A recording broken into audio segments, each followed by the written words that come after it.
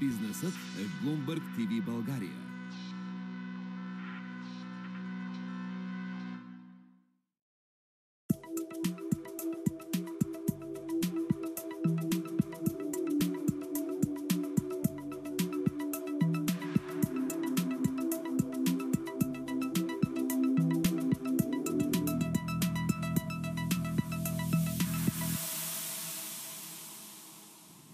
Предаването е в развитие. Продължаваме. Телевизията е Bloomberg TV България. Аз съм Делян Петришки. Сега ще разговарям с посланик доктор Елена Кирчева, която е дипломат от кариерата, основател, генерален секретар на Виенския икономически форум и член на борда на Виенския икономически форум. Ще разговаряме за значението на политиките, свързани с регионализацията и значението на регионализацията днес. Добър ден, посланик Кирчева. Добър ден, посрещам ви с голямо удоволствие в предаването ни. Благодаря ви, че се отзовахте и на поканата ни. Аз благодаря за поканата. Ще говорим за регионализацията, но искам да започнем с предистория, защото тази предистория е много важна всъщност за това знаем ли на къде вървим. Съвсем наскоро приключих с една курсова работа и може би смело вътре направих един такъв генерален извод, че за разлика от преди 30 години, днес като общество сме също толкова незрели, колкото бяхме и след 1989 година, но за разлика от тогава имахме цел, имахме път, което е свързано и с надежда. Днес ми се струва, че имаме зле формулирани много цели, които всъщност прикриват злочестия факт, че ние не знаем на къде вървим. Аз ви благодаря за тая интродукция, за това въвеждане, защото преди 30 години, преди 31, когато беше приета новата Конституция на България, всъщност смяната стана. България е демократична държава, България е парламентарна република и тя лежи на признатите във всички демократични републики принципи на разделение на властите. От тогава и до сега често чувам да се говори и постоянно да се говори за преход. Какъв преход? Ние трябва да говорим за развитие. И когато човек или тези, които са длъжни, избрани от народа, да гледат напред и да поставят визията за развитието на държавата, те трябва да мислят за това развитие в една перспектива от минимум 15-20 години, 30 години. Когато беше приета Конституцията на България, ако има такива журналисти, които търсят или хора, които се интересуват, те ще чуят и ще видят, и е записано в стенограмите, че тази Конституция ще изиграе ролята си следващите 30 години. 30 години минаха. До тук Конституцията от 1991 година, която отмени непозната в историята теория, така наречена тогава на социалистическата конституция, за единство на властта. Тази конституция сега е 5 пъти променяна. Говори се за промяна в конституцията, говори се ангро от хора, които не знам дали са е чели. Има нужда от изменения на различни пунктове в Конституцията, но тя не е нищо различно от това, което са европейските конституции, свързани с всички европейски ценности и права. И какво ще променяме Конституцията, без да знаем на къде вървим? Тъкмо това исках да прехвърля мост и да кажа. Не е Конституцията тази, която ни пречи да се развиваме. В тези години България имаше в началото, и вие казахте, 2 ясни цели. Това бяха влизането на България, членство в Европейския съюз, членство в НАТО. Тези 2 ясни цели са изпълнени. И слава Богу. Остава ни сега да се довърши Шенгенската зона, влизане в Шенгенска зона и еврото, като да се влизне в еврозоната. По тези въпроси се работи от десетилетия. От тук нататък, каква е визията на държавата за следващите 15, 20, 30 години? Какво ще оставим ние на нашите деца и внуци, по което те да работят? На къде се развива българска държава? И това, което вие казвате, аз го споделям напълно, защото не може с дребнотемия, не може с всеки, ще ме простите сега за което ще кажа, да се упражнява в красноречие или да се упражнява в виждания, които не са естествени, не са аргументирани. Добре звучат. Даже не звучат добре много от тях. Дълбочина. Даже не звучат. Виена Економик форум, който е по моя идея учреден в качеството ми на български посланик във Виена, но който има за пример World Economic Forum в Давос, Световния икономически форум, където аз бях първия ми мандат като посланик в Швейцария. Виена Economic Forum си поставя за цел именно това, да намери една обща визия за региона, ние сме нарекли региона нашия от Адриатика до Черно море, обща визия, която да обедини, да бъде общ знаменател за всичките ни 13 държави членки. И по мое дълбоко убеждение, и затова ние работим вече 18 години, това е регионалното икономическо сътрудничество. То е това, което ще даде на България развитието. Това е моето убеждение. Има ли България за цел? Свързаността. Свързаност икономическа предимно. Добре, икономическа. Но икономическа свързаност. Икономическа. Защото само едно изречение добавя, това се вписва идеално в концепцията на Европейския съюз, на който ние сме член. Ние не сме партньор, ние не сме наблюдател. Ние сме член на Европейския съюз. Горд член на Европейския съюз. Това се вписва идеално в концепцията Европа на регионите. България загуби няколко пъти шанса да има регионална тежест. Ние трябва да се гледаме България от гледна точка, така отстрани да погледнем земното кълбо. Да видим къде са континентите, къде е Балканския полуостров, къде е България. Ние трябва да имаме адекватна на нашите възможности цел. И тая цел за мен да поддържаме, да участваме активно, да бъдем даже да даваме идеите за регионалното и икономическо сътрудничество.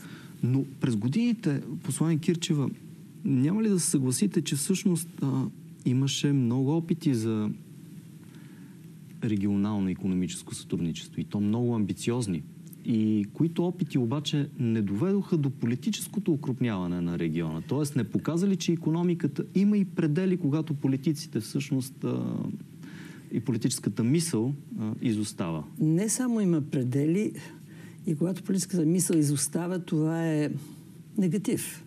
Но когато политиката пречи на развитието на добри проекти, това вече е нещо недобро. Имаше много през годината. Разговаряхме с вас, искам да посоча проекта Набуко, тъй като е много актуален сега. Всички говорим за газ. Проекта Набуко беше създаден през 2004 година от 5 регионални, турския Боташ, българския Булгаргаз, румънския Ромпетрол, МОЛ, унгарския и австрийския ОМФАО или ОМВ, както се нарича тук. За да започне да се строи, и аз имам, и не знам, вие ще покажете ли, имам и тези географски карти, как и къде минава проекта Набуко. 2004 година целта на икономиката беше диверсификация на доставката на газ. Диверсификация, която означава различни източници. Този газ щеше да потече до 2009 година. Такива бяха планове, така беше активната работа, в която Виена Economic Forum активно се включваше. 2013 година този проект умря. Набуко беше създаден, имаше като дружество с ограничена отговорност, имаше и български представител в Виена в седалището. Умря поради политически пречки. И ако вие прочетете сега целите от 2004 година формулирани, те, ако махнем, че са формулирани 2004 година, вие ще помислите, ще бъдете убедени, че това са сега написани неща. Че ни трябва газ, диверсификация по ТАП и ТАНАП, това са два различни, нали, от Азербайджан, от други източници. Трансанадолски и трансадриатическите. Точно така. Това, ако го прочетете в момента сега на зрителите, на всички останали, всеки ще бъде убеден, че това е написано сега. Това е написано 2004 година. Тоест, икономическото сътрудничество е възможно. И ако ние, казвам ние общо, за да не така посочвам специално институции, ако ние решим, че България, съобразно своята големина, местонахождение, географска, демографска, образователна и така нататък позиция, ако решим, че място на България е да се участва активно в регионалното развитие, аз мисля, че това ще бъде добрата цел, която можем да поставим. Всъщност Набуко, защо е ценен като опит, макар и не реализирал се проект? Защото показва, че всъщност може да обедини интересите на държави от Австрия до Турция. Включително присъедини Каспийския регион, също така обвържи и Иран дори икономически с Европейския съюз. Това е връзката, както аз мога да направя паралел за полезни проекти, мога да направя паралел с уеднаквяване на правила, мощности, практики, най-добрите практики. Vienna Economic Forum беше така инициатора. И аз мога да ви кажа като пример, най-голямата на Балканите, най-добре функционираща водна централа Ашта е в Албания. Тя е проект на фирмите, на нашите кооперационни партньори, които участват в Vienna Economic Forum и които по времето Сали Бериша беше това, които успяха да с световни иновации на съхраняване на енергията, което е проблем в България и за вятърните носители на енергия, съхраняване на енергията, така че тя да бъде, когато е необходима, да бъде от ВЕЦ, от водна централа. Най-различни са проектите. Моето твърдо убеждение в тези 18 години, в които аз продължавам да се грижа за моето бебе Vienna Economic Forum, нашите проекти са добри. Те мога да дам много примери как региона от Адрия до Черно море се консолидира в тия години икономически. Той се консолидира с годините и това може да се види с примери, с дати, с откривания на различни икономически... Тоест взаимовързаността на региона расте. И вие, ако направите една графика и изследвате от година на година кой, къде и как е отишъл, вие ще видите как региона е свързан икономически. Бизнесите да следиме всъщност миграцията на компаниите. Аз мисля, че да. И аз мисля, че ако икономиката бъде оставена, ние винаги я наричаме driving force, ако бъде оставена да бъде тая движеща сила, ако ни се пречи, икономиката намира мястото. Исках да ви кажа за другия проект, за нещастния, за мое лично нещастие. Аз преподавах транспортно право. Единствените столици, 2 столици, от едната до другата, с които вие не можете да отидете с влак, са София и Скопие. И то, когато идва ерата на построяване на железниците и английската тогава компания Барон фон Хирш идва в тогава Османска империя, България да строи. Първия в България железопътен контакт е между Руса и Варна, между реката и морето. Да. От тогава има Ферман на Султана, в което влиза и тая до днес непостроена Девебаир, прословутото от Девебаир, като кажа ми се плаче. И на нашия форум тук, когато България беше президент на Европейския съюз, аз се обърнах към тогавашните премиери на подиума на България и Македония и казах, ще доживея ли в моя живот да седна във влак след 150 години планиране и да отида от София до Скопие с влак. Един от премиерите ми отговори, ще доживееш, бе, ще доживееш. След Добре. което така се прекръсти пред публика, каза, извинявай Боже, само ти определяш кой колко да живее. Това остана една от така смешните, нали, от веселите случки по време на форума, но България по време на президентството на България на Европейския съюз пое за кратко време и изпусна шанса да бъде регионален активист, нека кажа, може би лоша дума. Загуби инициативата, защото така или иначе България е значима може би в България е значима като част от пъзела. Ако ние мислим, че България е велика и говорим с факти, България е такава, каквато е в момента. И аз ви казах, каквато е правиме, точно така, да. Не каквато е била. Да, каквато е в момента и каква ще оставим в бъдеще на нашите деца. И аз затова мисля, че това е нашия път. Искам да кажа също за Vienna Economic Forum, че ние имаме един уникален комитет. Действащите ад функционам премиер-министри на всички държави членки, а те са 13 държави членки, от Австрия, цялата бивша Югославия, Албания, Турция, България, разбира се, Молдава, Украина. Украина е също наш член. Всичките тези Шмигал май беше патрон миналата година. Шмигал също. Всичките действащи премиер-министри са членове на патронажния комитет на Vienna Economic Forum. Те са наши патрони, ние сме горди да ги наричаме така и се надяваме, че те са горди да вземат това място. И какво се получава? Събирате във форума президент и на Косово и Сърбия, примерно. Да, ние имаме снимка, аз се гордея с нея, с госпожа Барнабич, която е отново избрана за премиер-министър, и с косовски премиер-министър един до друг на масата. И това е в София. Да. Не само това. Ние имаме тема, мотото ни е икономиката срещу политиката. И аз съм готова да поканя и вас, и слушатели, които са заинтересовани, на 19-тия ни Vienna Economic Forum в Виена на 14 ноември. ноември 14. Надявам се, че ще може да осъществим включвания от там, между впрочем. Това е въпрос на време. Но кажете ми, регионализацията без Турция, възможно ли е? Турция е също член, основател на форума. И аз слушах, при вас беше гост и говори за специалиста по Турция госпожа Зоя Димитрова. Слушаха внимателно, четох какво казва тя.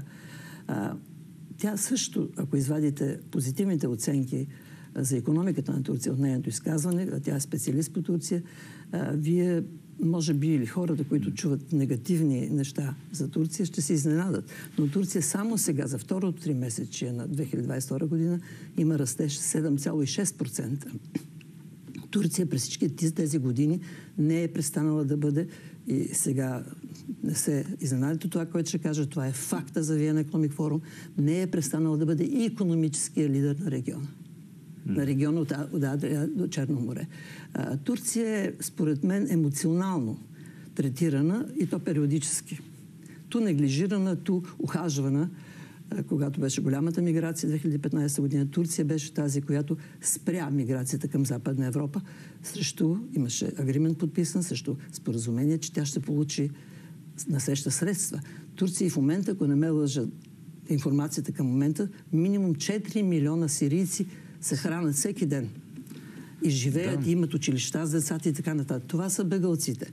Втория път, който Турция сега показа значението на регионален икономически лидер, в случая тя се възползва, според мен това правилно, да поеме международни функции.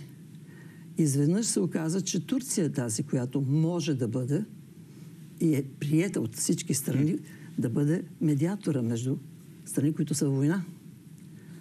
Аз искам да кажа, че ние използвахме този момент Vienna Economic Forum. Турция, казаха от началото, наш учредител, член на борда на Vienna Economic Forum е президента на Турски Investment Office. Навсякъде инвестиционните агенции, 95% от държавите членки са държавни. Тоест, те трябва да определят държавната политика в инвестициите. Този Investment Office е под директното подчинение на предишния премиер-министър, а сега президент Ердоган, и неговия президент е член на борда на Vienna Economic Forum. На 17 май ние направихме Vienna Economic Talks Istanbul Meeting 2022 и ние бяхме в същата сграда, бяхме високо оценени, в същата сграда, в която се провеждат преговорите за, дай Боже, за скоро да настъпи за мира в Украйна. Турция полага усилия да бъде балансирана и ние това трябва да отчетем. Когато казваме, че Турция че е открит най-големия въжен мост на света, според мен позитивният факт трябва да бъдат позитивно посрещани. Сега браво, а не те са мегаломани. Ла-Манш съществува и всички се радваме. Никой не казва, че някой мегаломан го е построил. Отделно, мисля, те се превърнаха, вече са на път да се превърнат, след като станаха въздушен разпределителен център. Сега и енергиен възел се... Не само, аз ви казвам, това е цитата, който ви предлагах от 2004 година. Той е от същия тогава премиер-министър Ердоган. Турция има визия за развитието си. Това е, което в момента, според мен, липсва на България. И пак ще кажа, изхождайки от... Човек трябва да знае кой е, какво може, къде седи. Изхождайки от големината на България, от нашите възможности. Защо българските умни хора не са в България? И говоря за младежи, умни, доказали се. Сега се говори правилно, най-после се говори за това, че трябва да престане България да се презентира с цел получаване на чужди инвестиции чрез ефтина работна ръка. Това не е плюс, това е минус. Това вече се променя. Има някакво озряване. Променя се. Аз познавам много млади хора. В Виена, не само от Виена, ние имаме членове в борда и в членове изобщо фирми от почти цял свят. Ние имаме от Америка член в борда, ние имаме от Белгия, от Швейцария, от всички държави членки. Тая необходимост, пак ще кажа под мотото икономиката срещу политиката, тая необходимост се осъзнава от икономиката има визията къде и какво и как да построи. Тя е движена от мотива развитие. Да приключим положително.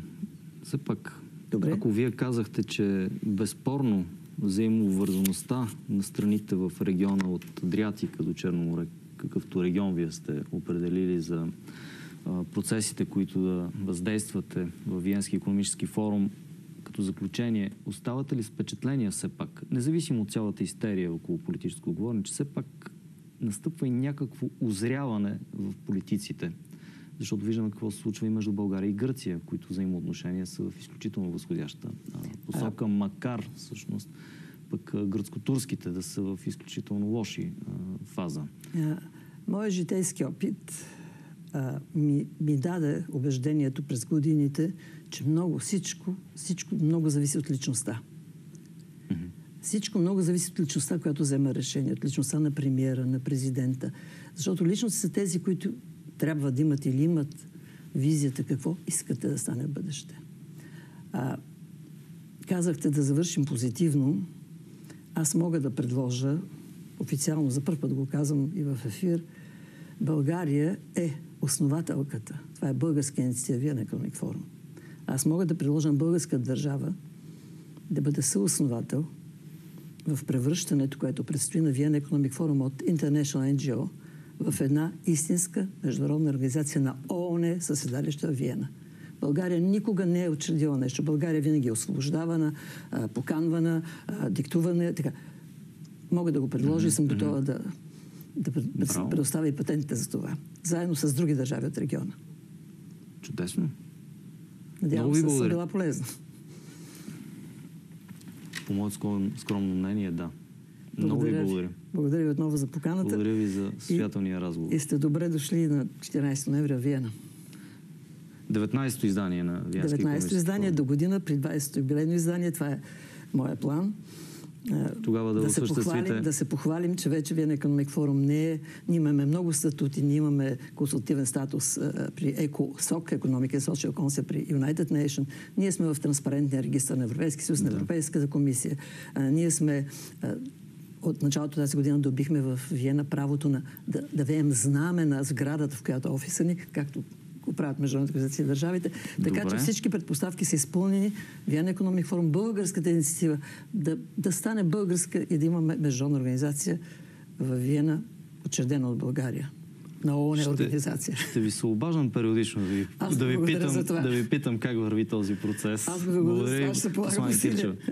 Посланик доктор Елена Кирчева, дипломат от кариерата, основател, генерален секретар на Виенски икономически форум и член на борда на Виенски икономически форум, за значението на регионализацията в процесите на сближаване на страните, в конкретния случай региона от Адриатика до Черно море. Приключваме, ще се видим след кратко прекъсване. До скоро.